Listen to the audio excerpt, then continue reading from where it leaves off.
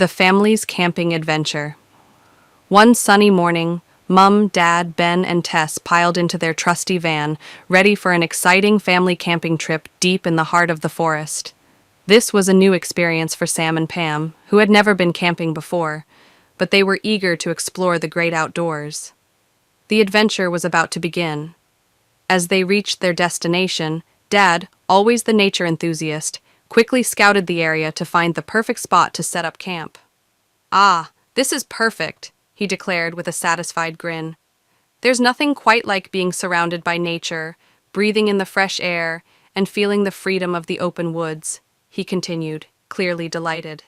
"It's pure joy." His passion for camping was obvious, and the rest of the family was eager to get started. Ben and Tess were eager to settle into their tent.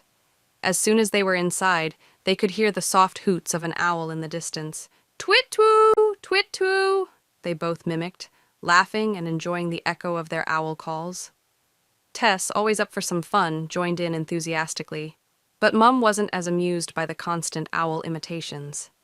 After a few more rounds of "Twit-twoo! Zrenia," she called out sharply from the other tent, "Oi! Don't be so noisy!" Ben and Tess, however, were undeterred and carried on with their playful owl noises. "Twit-twoo! Twit-twoo!" they shouted, but their fun didn't last long. Pam, who was also in a nearby tent, joined in the call for quiet. "Shh, noisy," she said, clearly hoping to get some peace. The night settled down, and finally, everyone went to sleep. The next day, as the sun peeked through the trees, Ben and Tess set out on a walk through the forest. They didn't have to go far before they met a boy with strikingly fair hair. He seemed to know a lot about the woods and began telling them stories about the creatures that once roamed the area. "Did you know that rare bears used to live in these woods?" the boy said, his voice full of excitement. Tess looked at him, wide-eyed and a little nervous. "I think I prefer my toy bear," she muttered, clutching her plush toy tightly. The thought of real bears in the forest made her feel uneasy. As they walked deeper into the woods, Ben and Tess noticed various animals along the way. They spotted cows grazing in a meadow, deer quietly browsing through the underbrush, and hares hopping around in the tall grass. Mum, who was particularly fond of animals, smiled at the sight. "Hares are like big rabbits with long ears," she explained to Sam and Pam, who were seeing these creatures for the first time. Sam and Pam were excited to identify the animals using their spy pad, a handy gadget they'd brought along. "Hare, cow, deer," they shouted, taking turns naming the animals. The adventure continued, with the family walking through thick patches of trees, leaves, and twigs that crunched underfoot. Dad, always cautious, reminded them to stay alert. "Be careful, some of these sticks are sharp," he warned as they trekked along. It wasn't long before Ben let out a yelp.